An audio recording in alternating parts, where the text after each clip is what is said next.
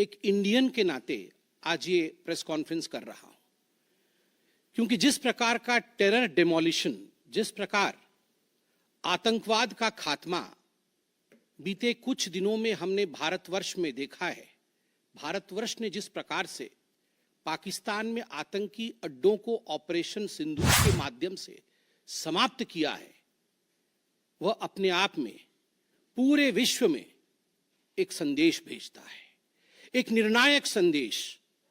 आतंकवाद के खिलाफ लड़ाई के विरोध, आतंकवाद के खिलाफ एक निर्णायक संदेश। इसलिए आज का ये प्रेस कॉन्फ्रेंस, इसको संबोधित करते हुए मुझे गर्व की अनुभूति हो रही है। अदम्य साहस का परिचय दिया है भारत की सेना ने, अदम्य साहस। आज भारतीय जनता पार्टी और हम सभी कार्यकर्ता, आज सारा भारत धन्यवाद करता है भारत की आर्मी का, भारत की सेना का, भारत की एयरफोर्स का, भारत की नेवी का और उन तमाम जाबाज सेनानियों का जिनके कारण आज ऑपरेशन सिंदूर सफल हुआ है। अगर सही मायने में देखा जाए तो ऑपरेशन सिंदूर और उसके विषय में पूरा हिंदुस्तान आज जानता है, क्योंकि कई प्रेस कॉन्फ्रेंसेस हुए। कल भी तीनों डीजीएमओ ने मिलकर के देश को संबोधित किया और तमाम तथ्य जो देश जानना चाहता था उसे उन्होंने हमारे समक्ष रखा। मगर मुझे लगता है कि एक आम नागरिक के भाषा में, बहुत साधारण भाषा में आज मैं आपको बताना चाहूंगा कि ये जो ऑपरेशन सिंदूर हुआ है, किस प्रकार से इससे हिंदुस्तान आतंकवाद के खिलाफ लड़ने में एक निर्णायक भूमिका हिंदुस्तान ने अदा किया है। आप सभी जानते हैं 22 तारीख का वो दिन, that unfortunate day on 22 of April, जब पहलगाम में 26 लोगों का नृशंस हत्या कर दिया गया था आतंकवादियों द्वारा। वह आतंकवादी जो पाकिस्तान से आए थे, वह आतंकवादी जो पाकिस्तान द्वारा प्रशिक्षित किए गए थे, आतंकवादियों द्वारा प्रशिक्षित किए गए थे। उनमें 25 भारतीय थे और एक नेपाली नागरिक था। प्रधानमंत्री श्री नरेंद्र मोदी उस समय विदेश दौरे में थे, सऊदी अरब में थे। प्रधानमंत्री नरेंद्र मोदी तुरंत भारत लौट के आते हैं और उन्होंने जनता की बात को सुना। जनता ने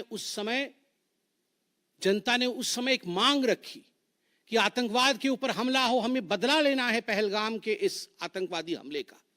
प्रधानमंत्री ने बिहार की भूमि से ऐलान किया और यह वादा किया कि मैं वादा करता हूं कि जो आपकी इच्छा है कि आतंकवाद के खिलाफ हमला होगा, हम पहलगाम के इस आतंकवादी हमले का बदला लेंगे।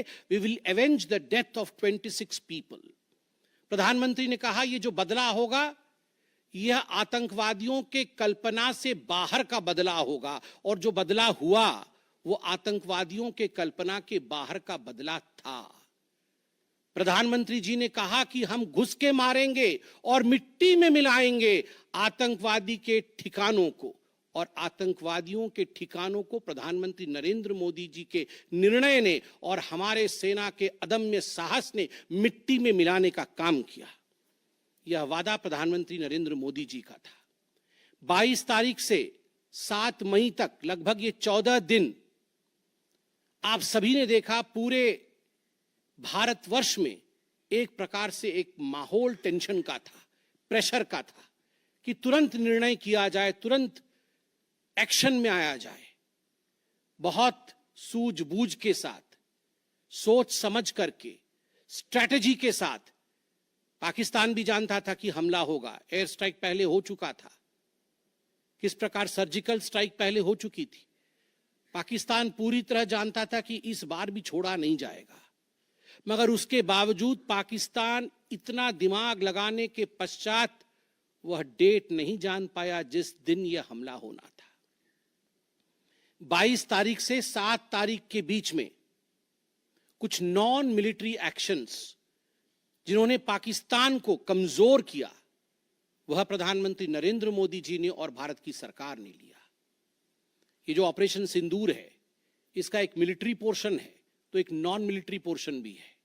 और नॉन मिलिट्री पोर्शन में सबसे बड़ी बात, इंडस वाटर ट्रीटी, जो सिंधु नदी समझौता 1960 का था, उसे स्थगित किया गया, अबेयंस में रखा गया। इस पूरे ऑपरेशन का लक्ष्य क्या था, इसे समझने की आवश्यकता है। लक्ष्य क्या था? क्या हमने लक्ष्य की पूर्ति की? What was the aim of operation Sindoor? Did we achieve what we aimed for? क्या लक्ष्य था? नंबर 1 लक्ष्य था आतंकवादी ठिकाने जो दूर दराज इलाके में है पाकिस्तान में, जहां आज तक कोई नहीं पहुंच पाया, जहां आज तक पाकिस्तान के आतंकवादियों को लगता था कि वो सुरक्षित हैं, वहां तक पहुंचना यह लक्ष्य था। दूसरा लक्ष्य था आतंकवादियों को ढेर करना, मार देना। तीसरा लक्ष्य था इन टारगेटों को जमींदोज करना, उन्हें मिट्टी से मिला देना। चौथा लक्ष्य था इस पूरे काम को करते हुए कोई भी सिविलियन, उसके ऊपर किसी प्रकार से कोई इंजुरी नहीं होना। और अंतिम लक्ष्य था किसी प्रकार के मिलिट्री, जो पाकिस्तान का मिलिट्री या सैन्य बेस हो, उसके ऊपर हमला नहीं करना। अर्थात यह लड़ाई आतंकवाद के खिलाफ थी। यह लक्ष्य था ऑपरेशन सिंदूर का। This was a fight against terrorism and terrorists. क्या हम लक्ष्य को पा पाए? आप देखिए, जब यह हमला हुआ तो 9 ठिकाने ध्वस्त हुए, उनमें 5 POJK में थे, पाक ऑक्यूपाइड जम्मू कश्मीर में, और 4 पाकिस्तान में थे। सबसे बड़ी बात है, पहली बार पंजाब प्रोविंस, जो कि पाकिस्तान का एक बहुत स्ट्रेटेजिक लोकेशन है, पंजाब प्रोविंस उनका हृदय है पाकिस्तान का, उसके अंदर भारतवर्ष घुस करके आतंकवादियों का सफाया करता है। यह अपने आप में छोटी बात नहीं है।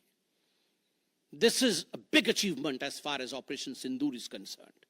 लश्कर-ए-तैयबा, जैश-ए-मोहम्मद, हिजबुल मुजाहिदीन, इनके ठिकाने ध्वस्त होते हैं।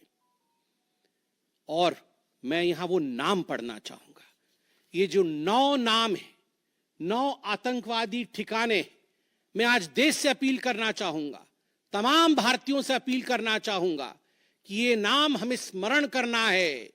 आने वाले 100 वर्षों तक हमें इन नामों को याद दिलाते रहना है, दोहराना है। जब भी आतंकवाद सर उठाए तो हमें ये चित्र दिखाने हैं कि तुम्हारा क्या हश्र किया था ऑपरेशन सिंदूर ने, भारत की सेना ने, भारत की राजनीतिक इच्छा शक्ति ने और भारतीयों ने। इसलिए मैं नाम पढ़ना चाहूंगा। ये नाम, जो 9 नाम मैंने पढ़े, हमें याद रखने चाहिए, मगर उन नामों के साथ मैं कुछ और भी बताना चाहता हूं। जो आतंकवादी मारे गए, एक लक्ष्य था आतंक के ठिकानों को, आतंक के अड्डों को सफाई करना, ध्वस्त कर देना। दूसरा लक्ष्य था ऑपरेशन सिंदूर का आतंकवादियों को चुन चुन कर मारना, उन्हें मिट्टी में मिलाना। 100 से अधिक आतंकवादी मारे गए, 100 से अधिक। मैं कुछ आतंकवादियों के नाम पढ़ता हूं जिनको कि हम डिस्कस करते थे डिबेट्स में, टीवी पे, यूएन में, जिनको कि यूएस ने भी कंडेम कर रखा था। मैं नाम पढ़ रहा हूं। मुदस्सर कादियान खास उर्फ मुदस्सर उर्फ अबू जुंदाल। अबू जुंदाल नाम से हम जानते थे इस आतंकवादी को। और जो लश्कर-ए-तैयबा का आतंकवादी था, वो मरकज-ए-तैयबा का जो मुरीदके में है, उसका इंचार्ज था। जब वो मरा तो उसके गार्ड ऑफ ऑनर, उसका जो जनाजा निकला, उसमें पाकिस्तान के आर्मी के अधिकारी थे, पाकिस्तान आर्मी के चीफ थे, पंजाब सीएम मरियम नवाज भी उसमें रही। आप सोचिए, ये एक सरकारी जमीन पर हुई और तमाम बड़े लोग, सरकारी लोग पाकिस्तान के उसमें शामिल हुए, जिससे कि यह सिद्ध होता है कि terror and the sponsors of terror are hand in glove together. आतंकवादी और जो आतंकवादियों को बढ़ावा देने वाले, वो एक साथ काम करते हैं। दूसरा, हाफिज मोहम्मद जमील, ये जैश ए मोहम्मद का आतंकवादी है। ये ब्रदर इन लॉ, साला था मौलाना मसूर अजहर का, और इंचार्ज था मरकज सुभान अल्लाह बहावलपुर का, वह भी मारा गया। तीसरा आतंकवादी मोहम्मद यूसुफ अजहर उर्फ उस्ताद जी उर्फ मोहम्मद सलीम उर्फ घोशी साहब जैसे मोहम्मद का नामी आतंकवादी, और यह भी मौलाना मसूद अजहर से जुड़ा हुआ था, और ये वेपन ट्रेनिंग देता था जैसे मोहम्मद का। और सबसे बड़ी बात, IC 184 के हाईजैकिंग में इसका हाथ था। IC 814 के हाईजैकिंग में इसका हाथ था, वह भी मारा जाता है। चौथा आतंकवादी खालिद उर्फ अबू अक्स का। खालिद ये लश्कर तैयबा का आतंकवादी था, फैसलाबाद में मारा गया और वहां उसका फ्यूनरल होता है। अब मैं ये तस्वीर दिखाना चाहूंगा, आप ये तस्वीर देखिए। ये तस्वीर कोई साधारण तस्वीर नहीं है, यह तस्वीर है उन आतंकवादियों का जिनका जनाजा निकला। और इस तस्वीर में मैं दिखाना चाहूंगा कि ये जो खड़ा है सामने व्यक्ति, इस व्यक्ति का नाम है, ये LET का कमांडर है, लश्कर तैयबा का कमांडर है अब्दुल रऊफ, जो खुद एक स्पेशली डेजिग्नेटेड ग्लोबल टेररिस्ट, जिसको US के ट्रेजरी बेंच ने डेजिग्नेट कर रखा है। अमेरिका के ट्रेजरी बेंच ने इसे आतंकवादी घोषित कर रखा है। वह सामने खड़ा है जनाजे में, और उसके पीछे जो खड़े हैं, मैं एक एक करके नाम पढ़ता हूं। लेफ्टिनेंट जनरल फैयाज हुसैन शाह, जो कि लेफ्टिनेंट जनरल है पाकिस्तान आर्मी के। मेजर जनरल राव इमरान सरताज, जो कि मेजर जनरल है पाकिस्तान आर्मी के। ब्रिगेडियर मोहम्मद फुरकान शब्बीर, पाकिस्तान आर्मी के। डॉक्टर उस्मान अनवर, IGP पंजाब, और Malik Sohaib Ahmed Bharth, member of provincial assembly of Punjab. ये बड़े बड़े लोग, तथाकथित सरकार के बड़े बड़े लोग, पाकिस्तान के आतंकवादियों के जनाजा में शामिल होने आए हैं। और जनाजे को लीड कर रहा है एक आतंकवादी, डेजिग्नेटेड आतंकवादी। और हमारी आर्मी ने प्रेस कॉन्फ्रेंस किया तो उसमें कुछ 4 शब्द बहुत महत्वपूर्ण थे। वो 4 शब्द हैं controlled, precise, measured, non escalatory. हमने ये जो 9 अड्डे ध्वस्त किए वो कंट्रोल्ड तरीके से ध्वस्त किए। प्रिसाइज, कोई सिविलियन अड्डा या कोई मिलिट्री टारगेट नहीं था, प्रिसाइज टारगेट था, आतंकवादी ठिकाने, उनको ध्वस्त कर दिए। मेजर्ड, जितना ध्वस्त करना था उतना ध्वस्त किया, उसके अगल बगल के किसी स्ट्रक्चर को ध्वस्त नहीं किया। जहां आतंकवादी थे उनके ठिकाने में घुस के उनको मार के निकले। और नॉन एस्केलेटरी मतलब युद्ध को बढ़ाने वाला नहीं, नॉन एस्केलेटरी, क्योंकि the primary escalation was Pahalgam.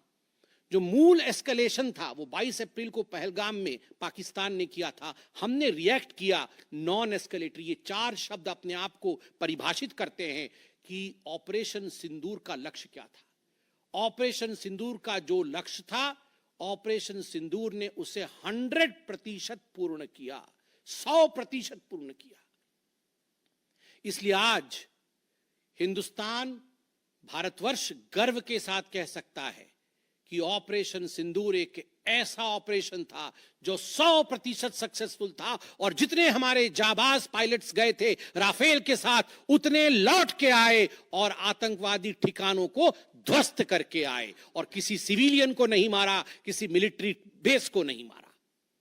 मगर दुखद है, जैसा कि पाकिस्तान से एक्सपेक्टेड है, पाकिस्तान उसके पश्चात रिटेलिएशन करता है, पाकिस्तान अपने ड्रोन्स इत्यादि भेजता है, मगर भारत की सिस्टम ने पाकिस्तान के इन ड्रोन्स को, इन मिसाइल्स को हवा में ही समाप्त कर दिया। और सबसे बड़ी बात है, एयर डिफेंस सिस्टम लाहौर का 7 और 9 तारीख के बीच लाहौर के एयर डिफेंस सिस्टम को समाप्त करने का काम हिंदुस्तान ने किया।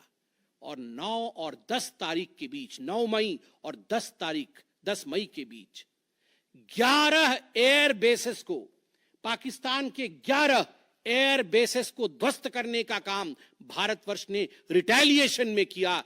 जब पाकिस्तान ने भारतवर्ष के ऊपर एस्केलेशन किया तो भारतवर्ष ने 11 एयर बेसेस को समाप्त किया। इन एयर बेसेस के नाम भी हमें याद रखने चाहिए। तमाम भारतीयों को वो 9 नाम आतंकवादी ठिकाने याद रखने चाहिए, स्मरण होना चाहिए। और ये जो 11 एयरबेस हैं, हिंदुस्तान अपने पर आ जाए तो क्या कर सकता है अपने लोगों को बचाने के लिए। ये 11 नाम भी मैं पढ़ता हूं। नूर खान, ये नूर खान वह एयरबेस है जहां पर एयर टू एयर रीफ्यूएलिंग करने की क्षमता है।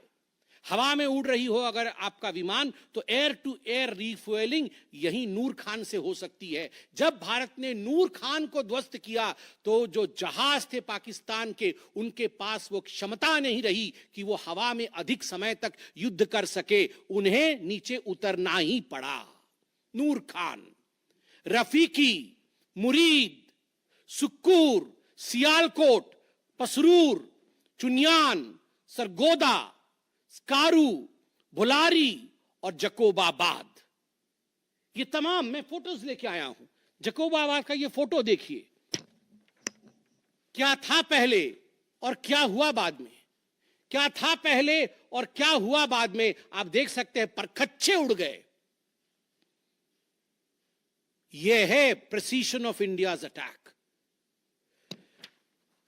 तमाम फोटो हैं यहां पे, किस प्रकार से हमने एक एक करके उनके एयर बेसिस को समाप्त किया। आप देख सकते हैं सारे एयर बेसिस के हम फोटो लेके आए हैं, जकोबाबाद से लेके बाकी तमाम। क्योंकि आपने ये सब देखा हुआ है, मैं अधिक समय नहीं लूंगा। आर्मी ने आपको दिखाया है, डीजीएमओज ने आपको दिखाया है, इसलिए मैं इसको आपको दिखा के दोबारा I would not like to take much time, but मैं रिमाइंड करना चाहूंगा कि 11 एयर बेसिस को हमने ध्वस्त किया। और इसमें एक बड़ा विषय है, पहली बार विश्व में किसी देश ने एक न्यूक्लियर कंट्री के अंदर घुस करके उनके एयर बेसिस को समाप्त करने का काम किया। पाकिस्तान एक न्यूक्लियर कंट्री है, उसके अंदर घुस करके उनके एयर बेसिस को 20% पाकिस्तान के एयरफोर्स के इंफ्रास्ट्रक्चर को भारतवर्ष ने नाकाम कर दिया। 20% of PAF's infra was destroyed by India. Just imagine, एक न्यूक्लियर कंट्री है, उसमें घुसकर मारना, यह अपने आप में पूरे विश्व में पहला इंस्टेंस है। और भुलारी एयरबेस में 50 PAF पाकिस्तान एयरफोर्स के जवान मारे गए, जिसमें स्क्वाड्रन लीडर उस्मान यूसुफ भी मारे गए।